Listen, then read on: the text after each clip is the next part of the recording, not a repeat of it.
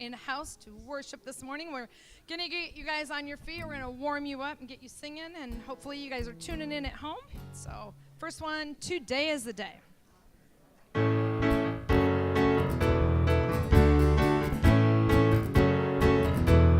Casting my cares aside, I'm leaving my past behind.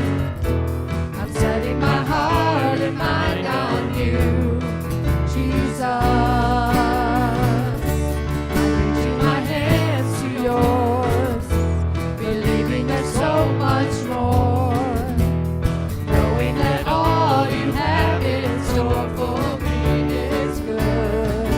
It's good. Today is the day you have made. I will rejoice and be glad in it. Today is the day you have made. I will rejoice and be glad in it. And I won't worry about tomorrow. I'm trusting in what you say. Today is the day. Today is the day. I'm putting my fears aside. I'm leaving my doubts behind. I'm giving my hopes and dreams to you, Jesus. I'm reaching my hand to yours, believing there's so much more, knowing that all you have in store for me is good. It's good. Today is the day you have made. I will rejoice and be glad in it. Today is the day you have made. I will rejoice and be glad in it. And I won't worry about tomorrow, trusting in what you say. Today is the day. Today is the day. Today is the day you have made. I will rejoice and be glad in it. Today is the day you have made. I will rejoice and be glad in it. And I won't worry about tomorrow, giving you my fears and sorrows. Where you lead me, I will follow. I'm trusting in what you say. Today is the day. Today is the day. Today is the day.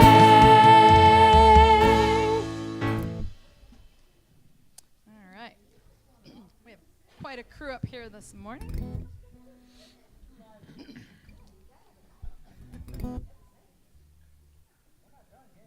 All right, next chorus, Open Up the Heavens.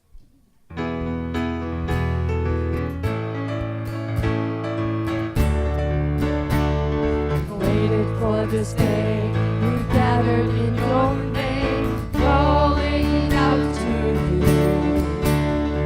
Your glory like a fire, awakening desire, will burn our hearts with truth. You're the reason we're here. You're the reason we're singing.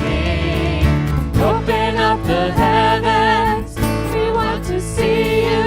Open up the floodgates.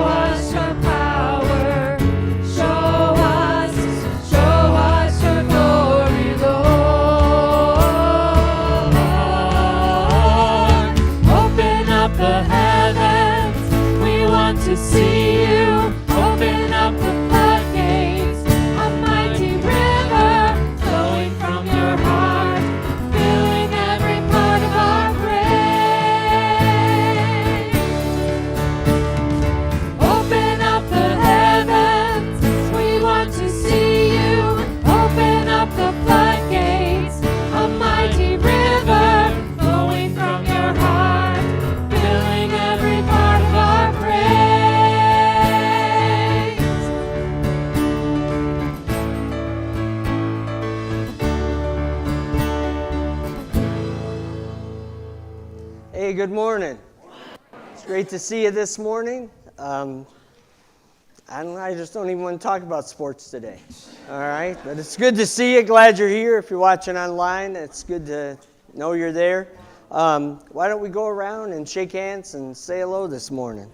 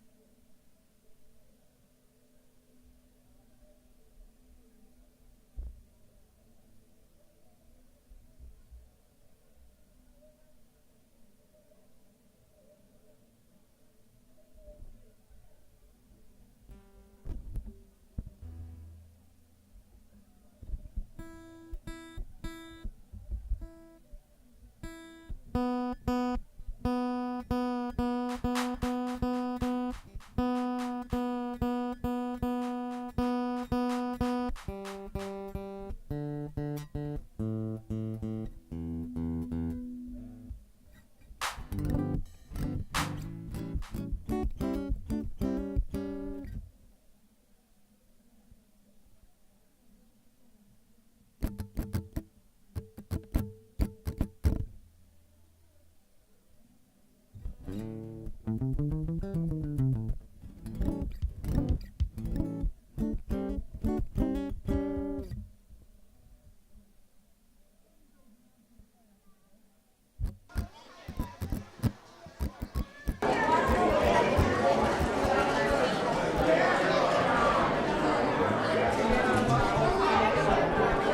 right, I think the natives are getting restless.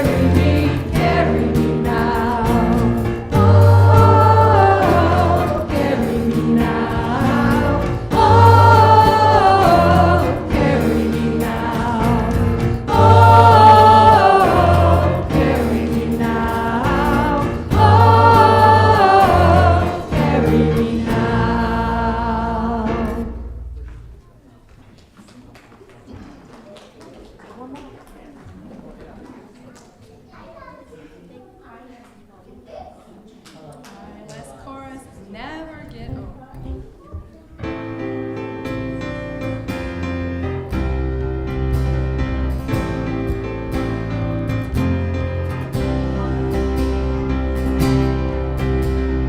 Once had a heart that was dead in the grave, bound in the darkness of powerless save. And heaven reached down from the cross to my soul. I started to shake and had to let go. I'll never get over it. I'll never get over it. I was dead in my sin, but your love wouldn't quit. I'll never get over it.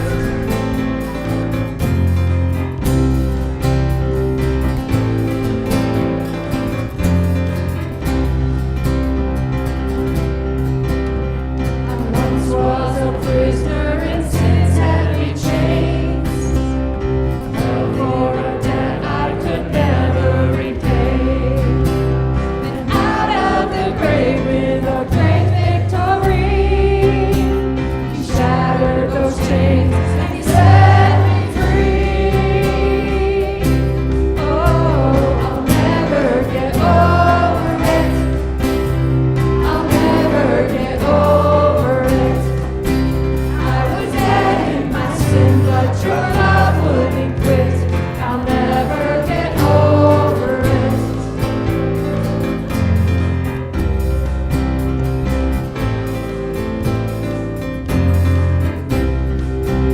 After 10,000 years on that golden shore, I'll sing it again and a million times more. Eternity spent with one song on my lips. I'll never get over it. After 10,000 years on that golden shore, I'll sing it again and a million times more. Eternity spent with one song on my lips.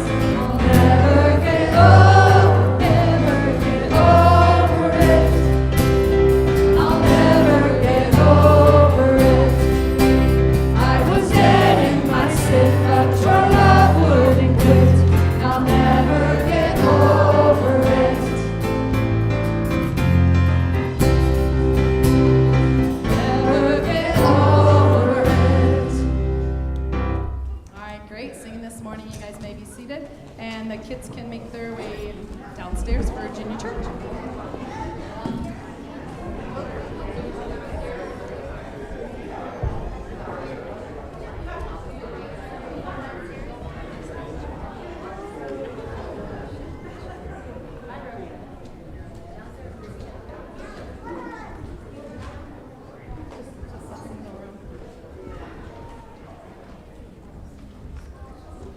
Anybody else?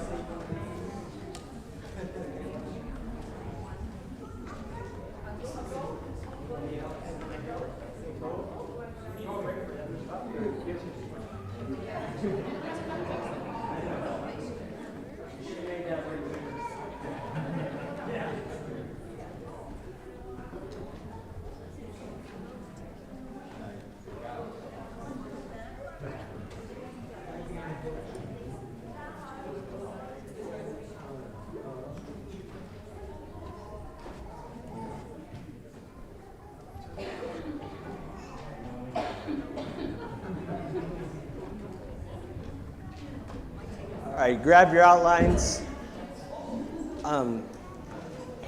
We're going to talk about one of those things that, to be honest with you, this is how I feel about what we're going to talk about for the next couple of weeks.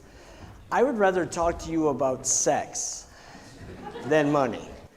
I would rather give you sex talks than to talk to you about money. I don't know why that is. It's just money always seems to be one of those things that, well, you know, in our world, it's a great divider. And those who have it don't want to be around those who don't. And those who don't have it are just envious of those who do have it. And so it can be this whole thing where it just divides. And growing up in church, the things they would tell us about money, the sermons they would give, I was always like, oh, are you serious? Or, I mean, we had a pastor one time that told us that if you didn't pay your tithe before you went on vacation, that God would make sure you had a flat tire while you were on vacation. Or that he would do something to cost you while you were on vacation because God's going to get his money one way or another. And so I remember that for a long time, you know, I thought, man, how do you talk about it without making God sound Italian? You know, and like he's going to come break your leg if you don't get his money, you know. And so it's always been like one of those things I struggle with, but then it's also one of those things that I look and I think it's a part of it. And we're going to figure out why towards the end, but it's something we do need to talk about because it makes the world go round, doesn't it? I mean, we like to think that it's love, but we know that it's money. And so what does it do to us then? And so always nervous about talking about these things because preachers have this thing. And I can say that because sometimes I am one for an hour on Sundays, you know, but they have this thing they do, and it's scary because of what they can turn into. And sometimes it can seem like the preacher talks about money and he's just a vampire. And he just wants to suck that last drop, that last coin right out of your pocket, and so that you don't have anything left. And they come and they stand up and they say, well, if you don't, then you're going to have this happen. If you do, this will happen. But they can be just vampires sometimes, you know, where you're just, you know, they're in the room, but you're scared of them. And you realize that they get up and they pour those things out. And, you know, I'm not sure why it's always been this way. I do know a little bit why it's that way, not that way here with our church, and why we always seem to have enough plus some is just because we're generous with what does come in. I think because we share what comes in, and next week I'll talk to you about exactly how much that has been, because when you start to think about it, it gets to be a pretty big number of the money that we've just given away as a church and put into our town and put into other churches, into churches in other countries, everything like that. And I think that's part of it. But then I also think the other part is, and I'm going to tell you something about some of the guys that I worked for before I came here. I worked for pastors. And so one of the pastors, he told me one day in January, he goes, did you get your giving statement, you know, from the church? I was like, yeah. He goes, I didn't get one this year. And I was like, well, why didn't you get one this year? He goes, well, that's what I asked him. And he goes, and then he told me, well, you didn't give all year. And I was like, so you didn't give any offering all year? He goes, oh, well, I wrote a check to try to make up for it. And I was like, well, you talked about money like once a month and talking about how everybody should give and everybody should tithe. And if you don't, these things are going to happen. I said, did those things happen to you this year? And it was then that our relationship got a little strained. You know, it's hard. You know, you're honest with your boss, sometimes you get in trouble. But I look at that and I think, we have to show the way. And so I look and I think, all right, we don't have to be vampires. I don't have to come to you and try to get the last bit out of your wallet, the last bit out of your bank account, because you give ahead of time. And so it's not like we have to have emergency, because listen, when we moved here, they had to decide which bills to pay each week. And they'd sit down after the offering and figure out which one can we pay now and which one can we put off for another couple of weeks. And so we're blessed in that way. But we'll talk more about that another day. Either that or I think preachers sometimes become Frankenstein. Now, not the monster, okay, because that's what we always think. The monster was Frankenstein. It wasn't. He was Frankenstein's monster. They just become Frankenstein, and they ask for stuff that they shouldn't have to get things they probably shouldn't get. I mean, we all know the stories of the preachers who need a new jet, because he needs a jet that's a little faster so that he can fly across the world in his private jet so that he can go share God's story faster and everything else. Or the dude who, has the, I don't know, I feel bad talking about him, the $80 million mansion, but needs a little bit more coming in. And I look at those things and they begin to look, and I think a lot of times preachers get this idea that I've got to build this up, and they end up with a monster after a while. And all of a sudden it becomes, I've got to get the money because I've got to feed this monster, and I got to keep it going. And that's one of the things. It's funny that I'm talking about this today because Friday, the phone rings. Shelly answers it, and it's a guy wanting to talk to us about a loan. He didn't want a loan. He wanted to loan us money. And he was like, we know a lot of churches are hurting, and, the mortgage is hard to get since COVID and all these things, and we want to come in and, offer you a cheap loan and, maybe help you get a mortgage on the church or redo your mortgage on the church. And Shelly just told him, she goes, yeah, I would let you talk to my husband, but he would probably hang up on you. I just, when they don't listen to the first no, I just hang up. I don't know about you guys. And so he was talking to me, and she told him, we're in a good spot. We don't have a mortgage. And you know what? I think back to 22 years ago, when we stood on a Sunday, and we tried to figure out, because, it was full like it is today and all the time, and we're trying to figure out, what do we do? Do we go build a bigger church? Because, they've studied, and only 75% is what you'll get for people to come. You'll have 25% of the chairs empty or people won't come. And they're like, so we were trying to decide that, or we had that old abandoned building across the street, and we were trying to figure out, do we do something for the youth in this town and create a youth center? And which one do we do? And it took us about 2 minutes to figure it out, and we did that instead. And I think back now, and I think about what we've been able to do since then. If we had moved and decided to buy property and to build a church, a bigger church, a newer church. I don't know did you know you're going to a really old church? This thing was built in the 1850s. It's a good thing it was built then and not now, because it's survived. I think the wood was better then. And so I look and I thought, man, it's sort of good that, when we come to ask for money, it's not to try to make a mortgage, but it's to try to bless somebody else and give to somebody else. And so I thank God all the time that monster didn't happen to us. And that, it wasn't because we're geniuses or anything like that. It's just we thought, what needs to happen? And that needed to happen more than making more places for people to sit and creating a mortgage that probably would have put us under a while ago. And so sometimes they do that, and then sometimes they turn into werewolves, where when there's not enough offering, and all of a sudden they become a monster. And I was gonna play a clip for you of a preacher from Arlington, Texas. Big, huge church, like a church of like 20,000 people a weekend.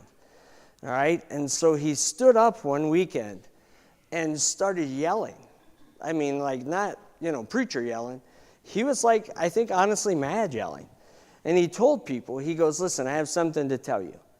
If you're not going to tithe, then don't come back. We need your seat for someone who's going to pay their way. And I mean, he's saying this like out loud to like 10,000 people who are sitting there. And I was watching it, and I was like, oh, man. But I guess if you have 20,000 people coming, you could say that kind of thing. But he's also the dude who rented a private plane, who was smart enough that he likes to deep sea fish. And I'll give you enough hints. You can go and Google it and find out who it is. But he likes to deep sea fish in Florida. So they found a church in Florida, an old abandoned church, and they decided to start another church there, which he would have to go visit quite a bit just to see how the ministry was going. And it was really near the ocean. And so, I guess you could fish all the time if the church is paying you to do it. But that's what his sort of deal was. And he became aware of it. And I was just like, how are those people? You bite somebody with that, they're never going to come back to church. They're never going to give it a thought again. And I just looked and I was like, whew, okay, I'm glad you have those kind of guts, because I don't. Because I wouldn't say that anyway. Because, well, you'll see in a minute with the verses we read. But you see that, and then sometimes preachers just become zombies. And they're just looking around for anywhere they can get money. And they're going just looking for something to eat. And so when I think about what I want to be, and I thought, well, okay. And I was thinking, what kind of monster would I be? I don't know. I don't know that I would want to be a monster about this. Because money's different for each one of us. I have my story with money and how it's gone. And my partnership with God when it comes to what we have and our money and everything else. And we'll talk about that in the coming weeks. But I tell you over and over again that Christianity is not a 4-step formula. And if you just follow the 4 steps, then your life is perfect with God and perfect in this world. We all know that's not true. We all have our own path to walk. We all have our own way through these things. And I think that's forgotten a lot of times by churches, is that everybody is going on this journey, their journey. So we have to figure out how it works and what's going to go on with it. And so when it comes to money, it's the same. I know there's a dude who's probably a multimillionaire who tells people what to do with their money and how to take care of it and all of those things. But the true question becomes, what do you do when you're all alone? And it's just you and your money, your mind. And how do you find peace with it? Because money can be a scary thing. We sat down with, our financial person, I guess. I don't know. The person we send our retirement money to, and hopefully they don't lose it. That person. And she's talking about, well, how much, what do you think you need to retire with? And what about this? And Shelley laughs. And she goes, well, what's funny? She goes, he's never going to retire. And I was like, yeah, I am. Pretty soon I will make no sense on a Sunday and I need to be put to pasture. But I looked at it and I was like, I don't know, because I'm not there yet. What do you think? And you know what she said? Maybe a little more than what you've got now. And I was like, that would be good. And that's what we always think, isn't it, though? That just a little bit more will be enough.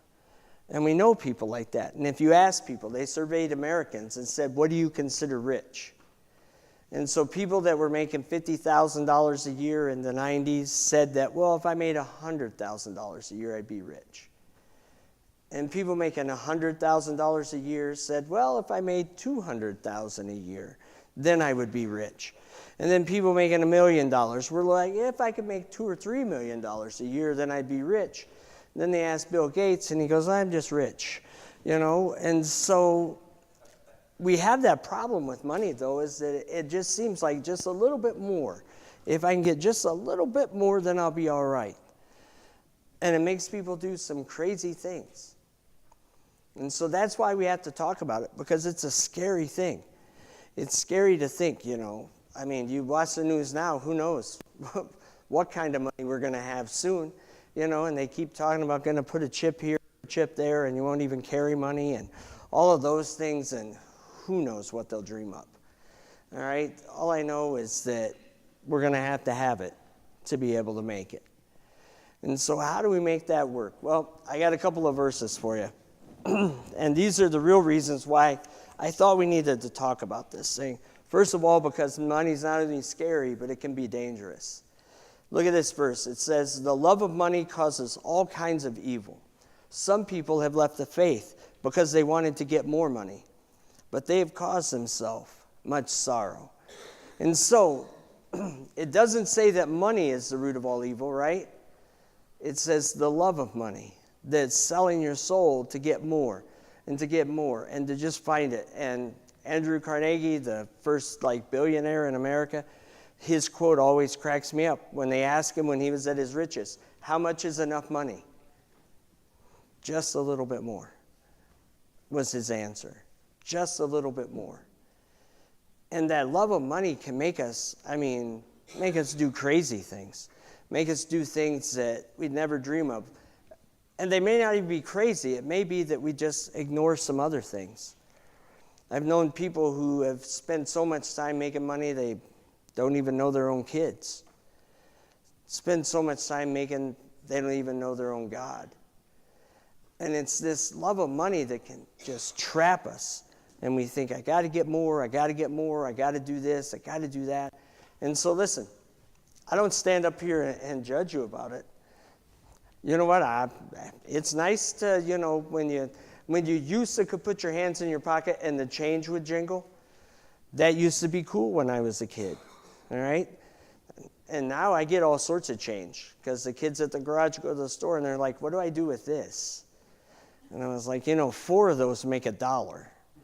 Yeah, but I don't want to carry these around, Toby. All right, well, throw them over here. So we go buy snacks with them. And they crack me up because they don't want change anymore. But we all enjoy having enough. But it's what we give up to get enough that is the dangerous thing. And it's the love of money to show that you have it, to show that you've got it if you want to flaunt it, that you're above this or you're above that. That's when it gets dangerous. And you have to figure out, do I have money or does money have me? And that's the big question. Because if we let money have us, all of a sudden we're having an affair with a mistress that will never be satisfied. And we're going to lose so much in the pursuit of that we're going to end up in trouble. And so you have to figure out, all right, what is the answer? Do I have money or does it have me? And how do I change that? But then, just so you know that the reason it's important is if you read this from Matthew 6 that Jesus told them, he goes, don't store treasures for yourself here on earth where moths and rust will destroy them and thieves can break in and steal them. But store your treasures in heaven where they cannot be destroyed by moths or rust and where thieves cannot break in and steal them. Your heart will be where your treasure is. And so when I was a kid growing up in church, they would preach this verse and talk about how you shouldn't have anything nice here. And if you had a nice home, then obviously that was your treasure. If you had a nice car, if you had this, if you went there, if you spent money on this, then all of a sudden, that's where you were putting your treasure. But the preacher always had a nice car. He always had a nice home. They went on vacations. He had all of those things that he told us we probably shouldn't have. And so today I'm not going to tell you that. I think you should have a nice home. I think you should enjoy going home. I think now, I'm not a car guy. I never have been. My first car was a 74 Plymouth Duster that had an 8-track player in it. All right? It was sweet. It was sweet. I mean, I lived in Texas, so There was a little bit of rust, so you know it was old if there was rust on it in Texas. But, I like that car. I really learned to work on cars with that car. I had to get up 10 minutes early to make sure it would start so I could get to school. Things like that. And I remember I had that car for a long time, and they would, guys at church would talk to me about it. Oh, if you did this or that. I said, you know what this car is for? It's to get me to school and to get me to work. I said, and if I'm not pedaling a bike to do those things, then it's a good day. And so they would talk to me about that. And then I was 18, graduated high school, working full time, and I went and I bought that nice gold Firebird. Now it was used. It was used. It was in good shape, but I bought that Firebird, and I pull into church that first morning after I get it, and they're the old dudes looking at me. They're like, yeah, the bug finally bit you. You got to get a nice car, don't you? You got to get that good car now, don't you? And I was like, once again, if it gets me to work and it's fine, then that's all that matters. I said, I was tired of working on that Plymouth Duster every morning to try to see if I could get to school or not, get to work. And I said, so yeah, it's a car. It's a car, big deal. But that's how they looked, and they thought, where's your treasure? And so we have to figure out, what am I building for? And where am I putting my heart? And it's different for all of us. For all of us. And I can't look at you and say that people that are blessed, because the one church we attended, they believed that if you were wealthy, then you were obviously sinful, because God didn't love wealthy people. And you couldn't be wealthy and love God, which always cracked me up. I was like, well, that's sort of stupid, isn't it? What if the wealthy person tithes? I said, that's going to make up a big portion of what comes in here.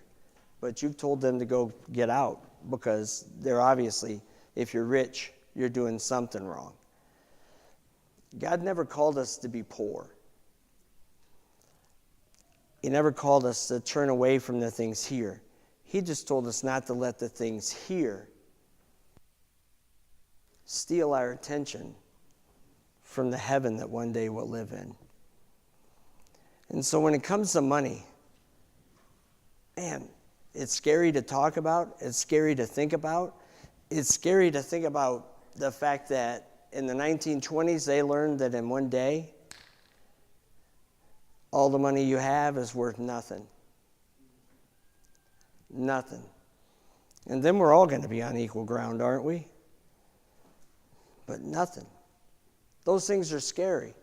So we got to talk about it, because next week we're going to try to talk about how to take the scared out of it and to find a way from what the Bible says to not let our heart lean into that, but to lean into the God who gives it to us and the God who provides for everything we need. So I guess the question I have for you today as we wrap this up is, what scares you about money? What is it that keeps you awake at night, or makes you pick up that overtime, or makes you not do this or not spend that?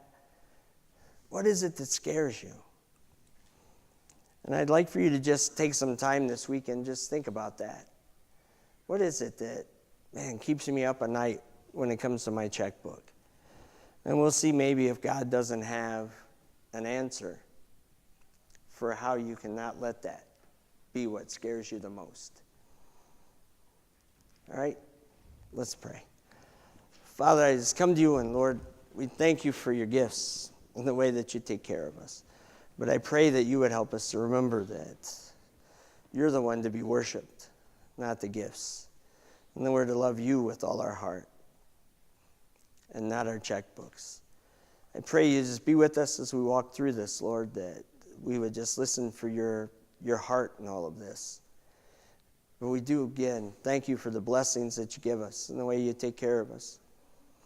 And just thank you for a church that's generous like this one, Lord. Pray you would begin to make our hearts even more generous. And we just ask this in Jesus' name. Amen. All right, I appreciate you sticking with me. I got a couple things to remind you about. If you want to make one last final run for candy, you can drop it off at the house before Tuesday night. We have a ton. One of the kids informed me today that he thinks we may not have enough candy. And I told him, you don't get to take home a whole bag, you understand. And so if you want to do that, you can. We are collecting for the outreach. And the way they do their Thanksgiving dinners, it's not like they do it throughout the month. So the families that come in on Thursday are going to receive their dinner. Then the next Thursday, the next group of families. So if you think, I didn't get it in time, you still have time. All right? Because they're going to filter it out through the week. I'll tell you this. I went and tried to find the Jiffy Pie Crust mix and couldn't. I went to 3 stores in Jackson, could not find it. And so I was mad, first of all, because I was shopping. But secondly, I was just mad because I couldn't find it. So I called Jiffy down in Chelsea and told them what we were doing. I said, can we come there and buy it? And they're like, yeah, well, how many do you need? And so they set them aside. So if you can't find the Jiffy Mix, that's fine. You don't need to buy any more of it. We bought 3 cases of them. All right. So we have enough pie mix, but they would probably like something to put in the pie. I'm thinking. Yeah, come on in, guys. They'd want something to put in it. So if you want to just grab pie fillings and stuffing mix over the next couple of weeks and just bring it, you can dump it at the house or just bring it up here. You see what I'm going to take over to them Thursday morning. But we have enough pie mix. Just get us the pie stuff and the stuffing, and that'll be great, all right? They said they're trying to feed 50 families, so that's 100 boxes of stuffing and, a couple of 100 things of pie filling, all right? So just drop those off, and I know appreciate it. So I think that means we better sing. Great to see you. If you have an offering, you can give it on the app or in the plate on the back. But it's awesome to see you today. Oh, by the way, there were 130 today. All right, you've been sitting long enough. We're going to get you on your feet and sing you guys out.